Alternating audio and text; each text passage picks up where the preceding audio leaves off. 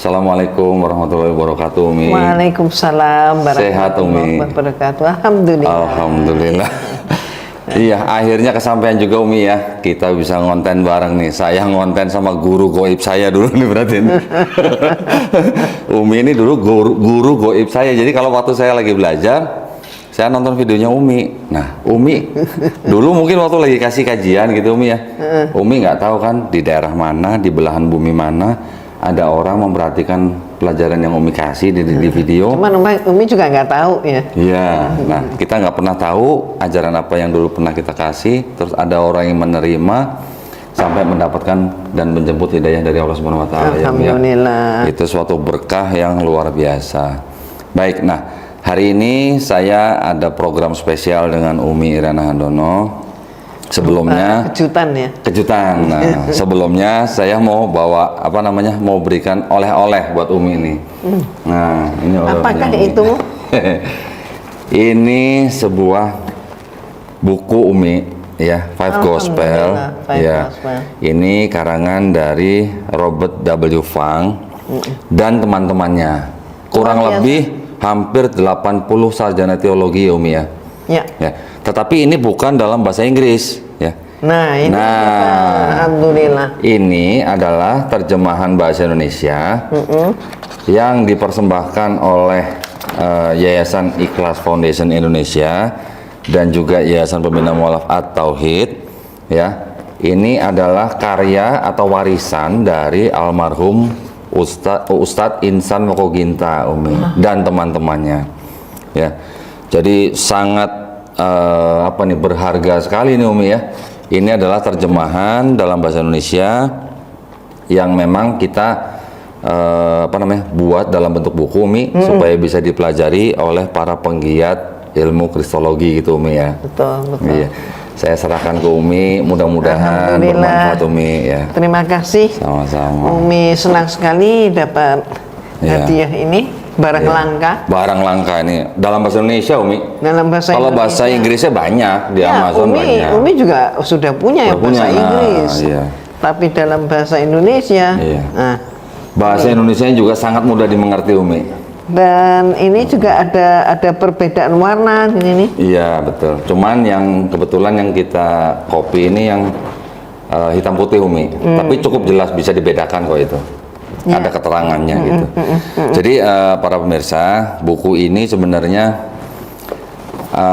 istilahnya ya, mencoba mengidentifikasi ya Umi ya, mana yang benar-benar perkataan dari Yesus, mana yang kelihatannya bukan, mana yang sepertinya iya, ya, mana yang sepertinya iya, dan mana yang benar-benar pasti bukan ya Umi ya. Ya, mana yang jadi jelas bukan ini. Nah, dibedakan dengan warna.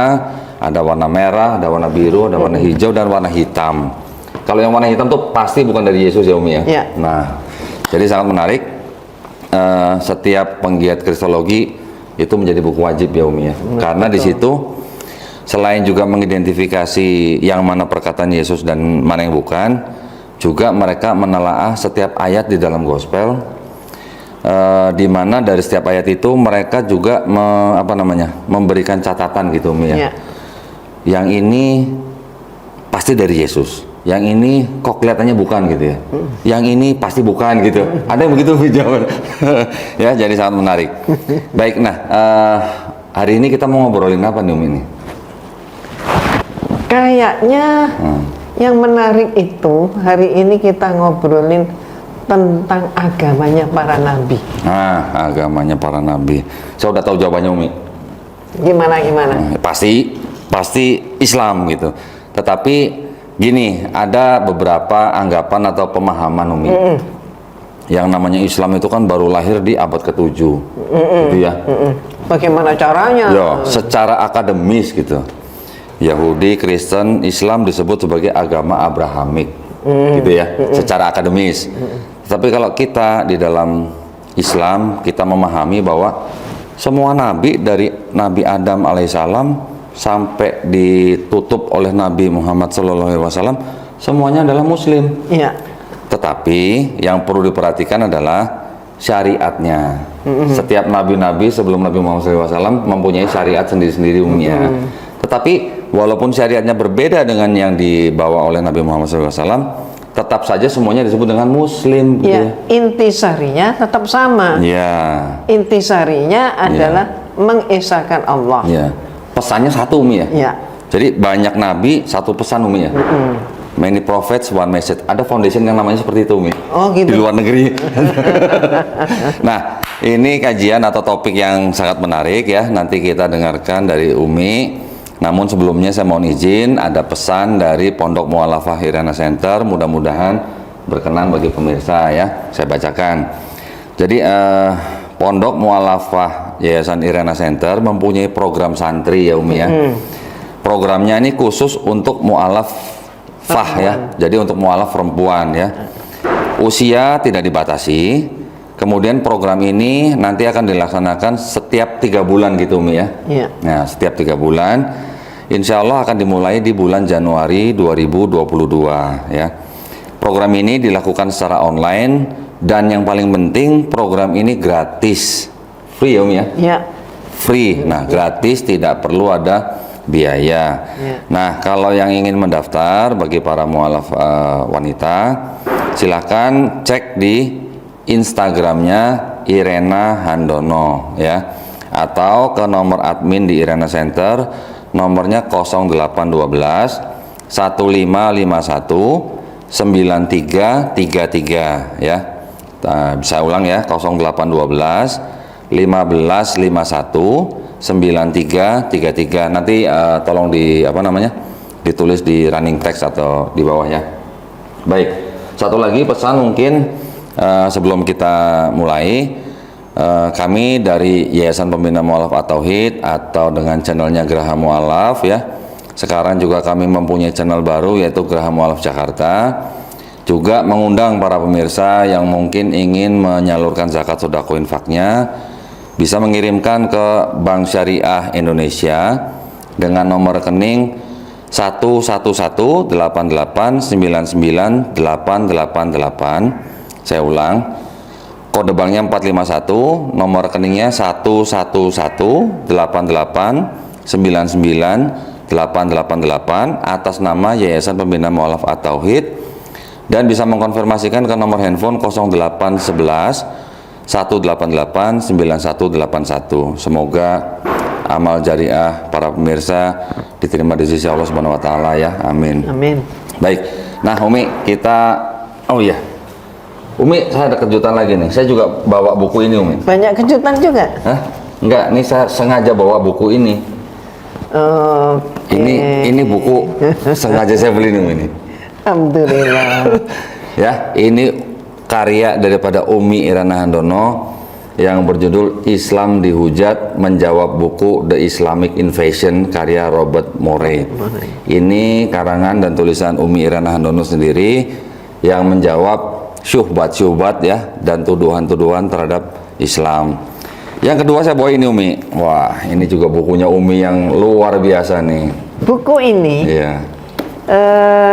di Indonesia nggak terlalu terkenal. Gitu. Tapi Di luar. justru di luar. Masya Allah. Di mana tuh, Umi? Amerika, Oh. Kanada. Oh, jadi diterjemahkan ke bahasa Inggris, Umi ya? Ya, mereka terjemahkan dalam bahasa Oh. Inggris, tapi juga orang-orang kita yang di sana Oh, gitu. itu Iya.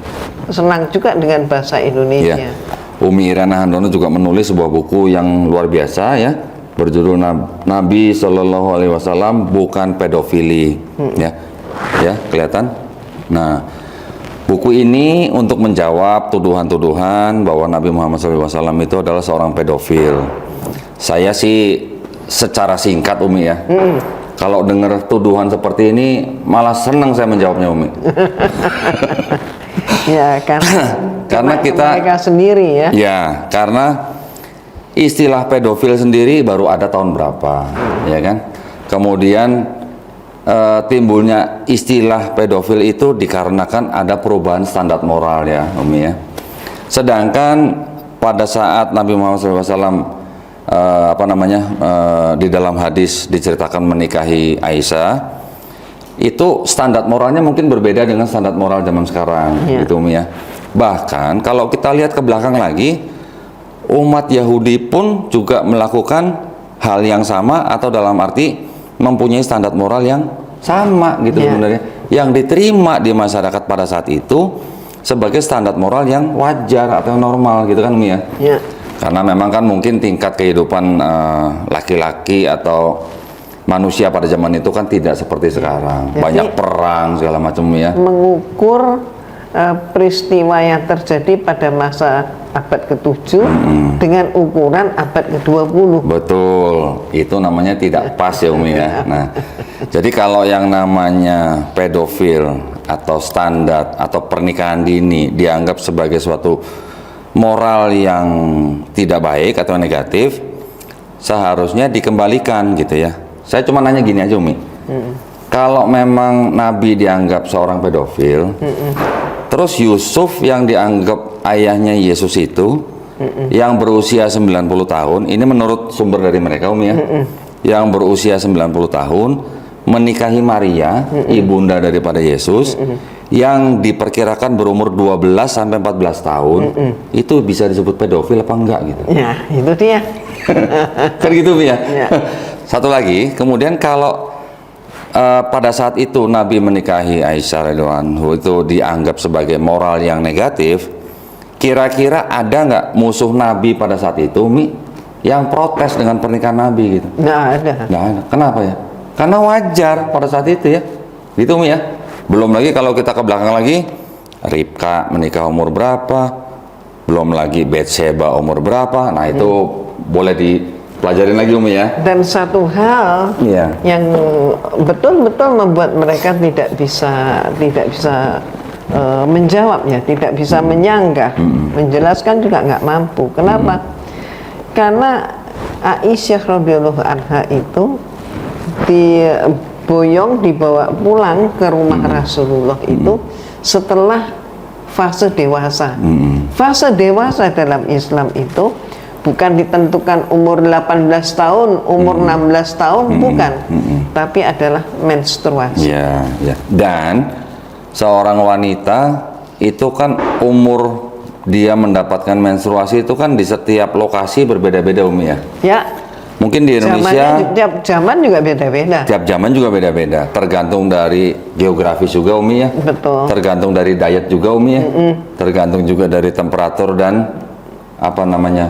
Keadaan sosialnya. Nah, kurang lebih begitulah. Jadi mari kita ya sebagai umat muslim melihat sesuatu secara proporsional sesuai dengan zamannya, gitu Umi ya. Betul. Baik, udah agak panjang nih Umi. Jadi kita nih nunggu nih. Jadi topik kita hari ini adalah agama nabi-nabi. Waktu dan tempat saya persilahkan Umi. Iya, Umi sih enaknya langsung kita bertanya berjawabnya. Oh, gitu. Kita kalau ngomong tentang nabi-nabi, kita tahu yang pertama kan Nabi Adam. Iya. Alaihissalam. Ya. Nah ini apa namanya, menarik banget ini sebenarnya. Nah, kira-kira nih menurut Dodi, Nabi Adam alaihissalam ini yang tidak semasa dengan Rasulullah kan, jauh sekali ya. Bagaimana membuktikan kalau Nabi Adam alaihissalam ini seorang Islam? Yang jelas Umi, Nabi Adam alaihissalam itu dia hanya mengenal satu Tuhan. Tidak kenal ada yang namanya Tuhan punya pribadi Bapa, punya pribadi Anak, atau punya pribadi Roh Kudus. Setahu saya.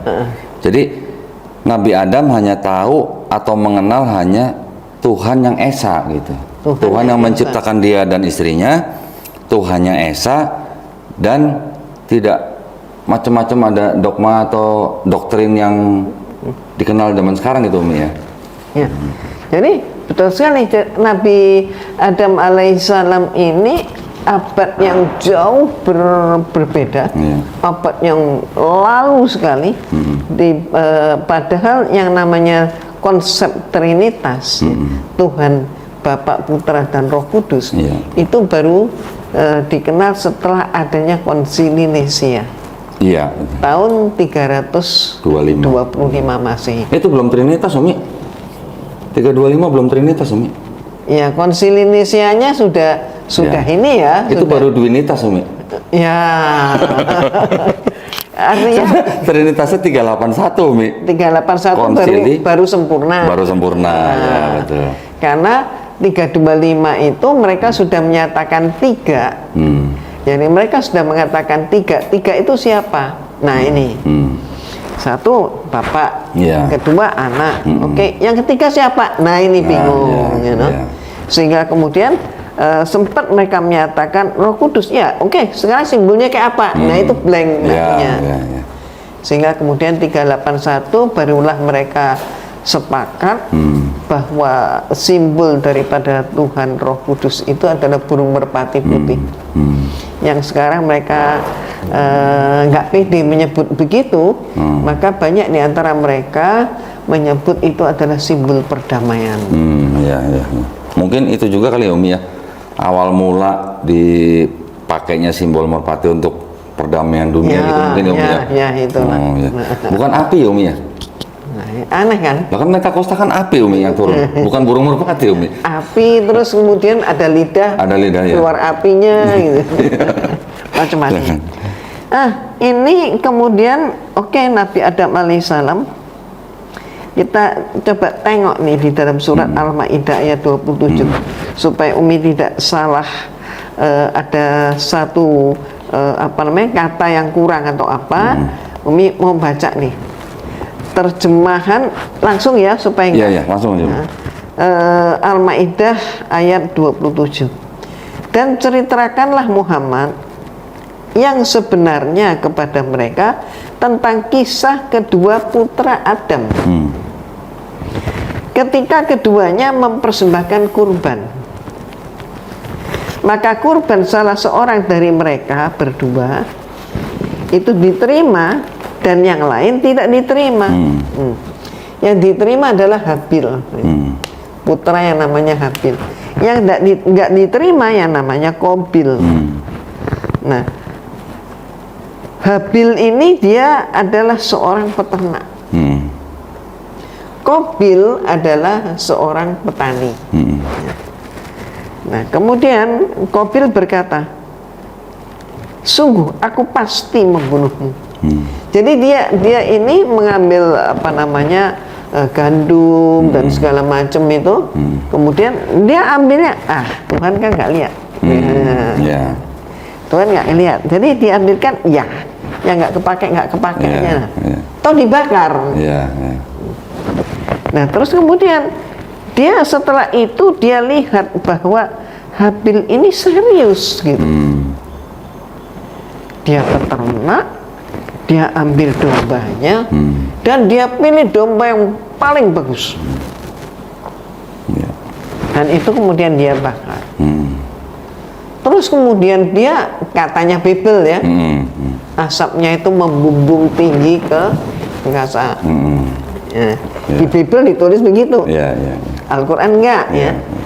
Nah, inilah nanti kita akan merasakan bahasa Al-Quran dan bahasa Bible. Nah, kemudian Al-Quran sudah menyatakan dengan kalimat sungguh aku pasti membunuhmu. Ini adalah ucapan daripada Qabil. Berarti apa dia? Ada rasa iri hati, ada rasa dengki. Ngapain nggak ngapa-ngapain kan? Kok ngancam mau bunuh? Terus kemudian dia Habil berkata, sesungguhnya Allah hanya menerima amal dari orang yang bertakwa. Jadi sekarang kita lihat juga Al-Baqarah ayat 136. Katakanlah hai orang-orang mukmin, kami beriman kepada Allah dan apa yang diturunkan kepada kami dan apa yang diturunkan kepada Ibrahim, Ismail, Ishak, dan Yakub dan anak cucunya, dan apa yang diberikan kepada Musa dan Isa, serta apa yang diberikan kepada nabi-nabi dari Tuhannya. Kami tidak membeda-bedakan seorang pun di antara mereka, dan kami hanya patuh kepadanya. Iya. Nah, Berserah diri Umi ya. berserah diri. Muslim semua berarti Umi? Berarti muslim semua. Iya, itu dia maksudnya ya. Ini kan. Nah, kemudian tadi yang surat Al-Maidah ayat 27 tentang kurban, ibadah kurban. Ya kan? Saat itu syariatnya adalah kurban bakaran. Ya. Nah, ini berarti agama mana yang mengajarkan kurban? Agama Islam. Jadi sudah ada pembuktian. Kami tidak membeda-bedakan seorang pun di antara mereka. Ini ya, Al-Baqarah 136, dan kami hanya tunduk patuh kepadanya. Nah, arti kata muslim itu apa? Orang yang berislam gitu. Ya, orang yang berislam, yang tunduk, yang patuh. Senada dengan ayat lain yaitu Ali Imran 84. Maka dikatakan dalam terjemahnya, katakanlah Muhammad, kami beriman kepada Allah dan kepada apa yang diturunkan kepada kami dan yang diturunkan kepada Ibrahim, Ismail, Ishak, Yakub dan anak cucunya, dan apa yang diberikan kepada Musa, Isa dan para nabi dari Tuhan mereka. Sekali lagi ya, kami tidak membeda-bedakan seorang pun di antara mereka dan hanya kepadanya kami berserah diri. Nah, ini jadi kata muslimun diulangi lagi. Surat Ali Imran 84 ini kan hampir sama dengan yang Umi baca sebelumnya. Iya, Al-Baqarah tadi. Al-Baqarah 136.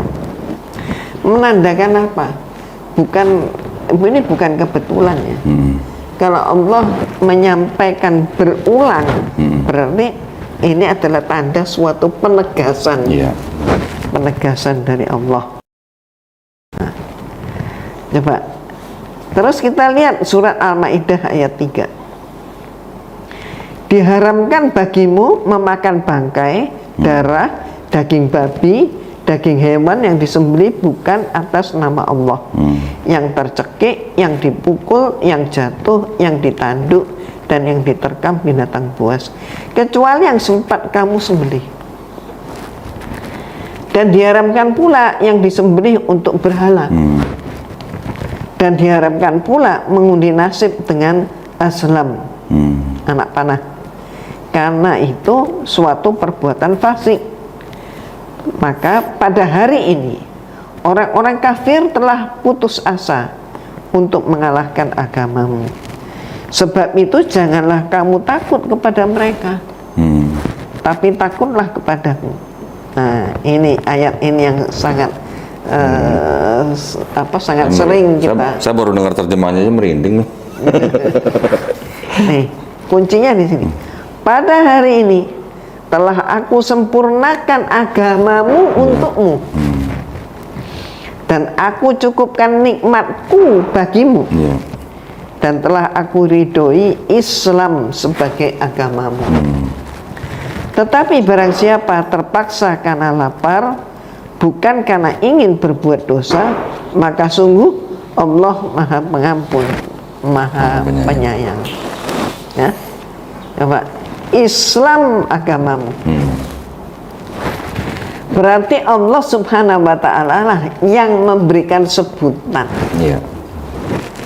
Agama yang diridhoinya adalah Islam. Pemeluknya disebut Muslim. Nah, jadi apa yang kita bisa simpulkan dari ayat-ayat yang Umi baca tadi? Tadi sebelumnya kan Umi membacakan tidak membeda-bedakan nabi-nabi, ya kan? Artinya dari Nabi Adam sampai Nabi Isa Al-Masih, kemudian ditutup oleh Nabi Muhammad SAW, tidak dibeda-bedakan. Tidak dibeda-bedakan. Berarti agamanya satu dong. Agamanya satu, Islam. Walaupun mungkin di dalam Quran tidak tertulis mereka beragama Islam gitu, mungkin tidak tertulis ya. Tetapi sudah jelas di situ disebutkan bahwa ada kata muslimun ya semuanya ya, dan tidak dibeda-bedakan. Kalau tidak dibeda-bedakan muslimun ya apalagi kalau bukan Islam ya Umi. Nah, iya. Ajarannya sama kan, tauhid Iya, semua. Mengesahkan Allah satu-satunya yang berhak disembah. Ya.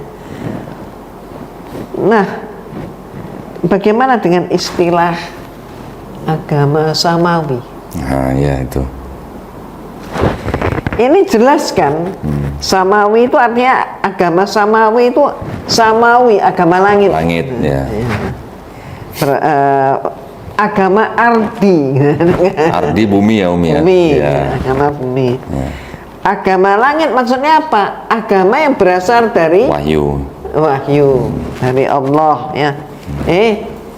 Kita perlu uji nih. Nah, ya. Siap nih Umi. Artinya gini, dalam Al-Quran ada nggak kata agama samawi? Istilah samawi, kata samawi gitu ada nggak dalam Al-Quran? Nggak pernah ada. Mana? Tidak ada. Ya, ya. Terus apakah Rasulullah pernah mengajarkan kepada kita tentang samawi dan ardi? Nggak ada.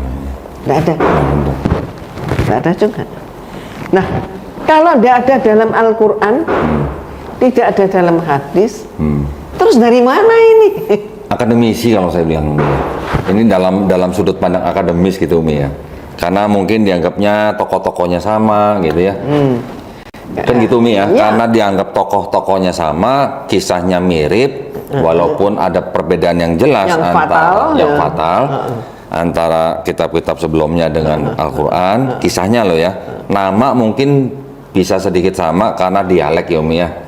Tetapi kalau kisahnya itu jauh berbeda. Berbeda. Nah, itu mungkin dari situ Umi.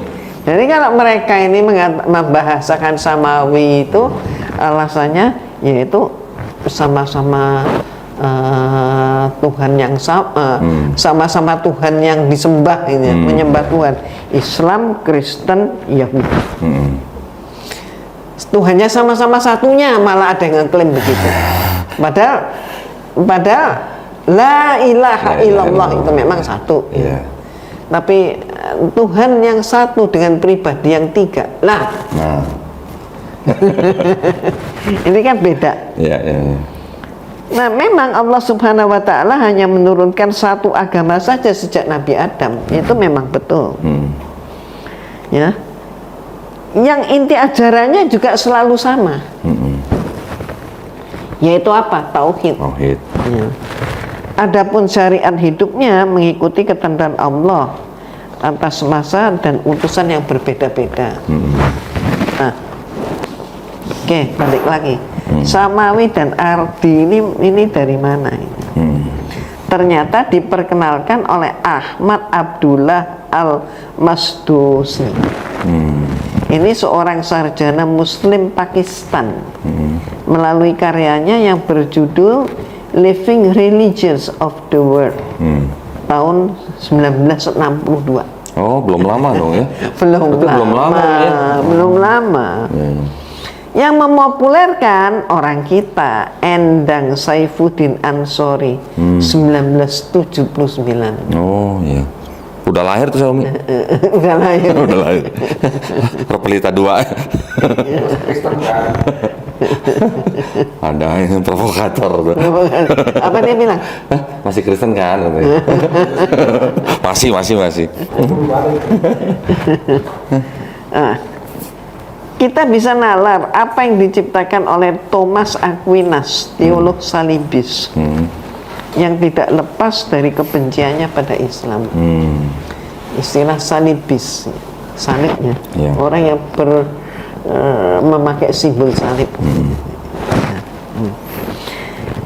Jadi Thomas Aquinas ini berusaha mendangkalkan akidah umat Islam dengan menggiring pemikiran daripada umat Islam. Giringnya gimana? Semua agama sama. Nah itu. Pluralisme itu ya Umi. Pluralisme. Ya. Bahaya itu Umi. Semua agama sama. Islam, Kristen, Yahudi sama. Sama dan sejajar. Itu berbahaya tuh sebenarnya Umi ya. Ya kalau sama kenapa nggak masuk Islam aja gitu kalau sama ya Umi ya? Ya. Hah? Aneh kan? Kalau sama gitu ya. Kenapa? Maka mereka selalu maki-maki Islam teroris, radikal, radikul, Radikul. terus Islam yang melarat, Islam bodoh dan sebagainya. Lah, Miskin. kenapa? Miskin ini. Lah kenapa? Kalau di Meksiko yang miskin apa itu, Mi? Katolik lah. Oh, kata. Bukan saya ngomong. Loh, Umi juga menyatakan faktanya. Oh, fakta, iya. Ya. Nah, Di India miskin apa? Apa? Di India miskin apa? Oh, di India yang miskin. Ini nggak apa-apa Umi ya, buat sama biar ada interaksi dikit itu Mi. Biar nggak kalau di monoton India, gitu. Hindu dong. Nggak ada kamu miskin sebenarnya. Kalau di Filipina yang miskin apa Mi? Katolik. Oh, Katolik ya. Oh, iya. Nah, ini Kalau di Dubai yang miskin apa Mi? Dia ada miskin emang. Nggak ada yang miskin ya. Tapi yang kaya apa kalau di Dubai? Kalau di Dubai itu menjadi orang miskin itu sulit. Malah susah jadi orang miskin di Dubai. Iya.